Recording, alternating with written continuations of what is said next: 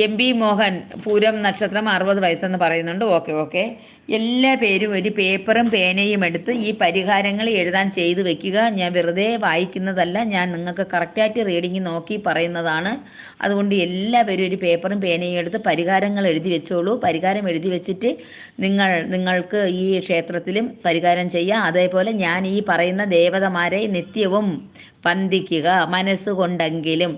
ഭഗവാനെ അല്ലെങ്കിൽ ഭഗവതി അല്ലെങ്കിൽ മുരുകസ്വാമി എന്നെ കാത്തോളണേ എന്ന് വെച്ച് കഴിഞ്ഞാൽ നിങ്ങളെ നക്ഷത്രപരമായിട്ട് ബന്ധമുള്ള ദേവതമാരെയാണ് ഞാനിവിടെ പറയുന്നത്. നമുക്ക് നക്ഷത്രപരമായിട്ട് പരിഹാരം ചെയ്യാനുള്ള ദേവതമാരെ നിത്യവും നമ്മൾ പൂജിക്കുമ്പോൾ, അല്ലെങ്കിൽ മനസ്സുകൊണ്ടെങ്കിലും ഒന്ന് ഭഗവാനെ അമ്മ എന്നൊന്ന് വിളിക്കുമ്പോൾ നമുക്ക് കുറേ മനസ്സിനെങ്കിലും സമാധാനം കിട്ടും. പെട്ടെന്ന് പ്രാർത്ഥന കേൾക്കും.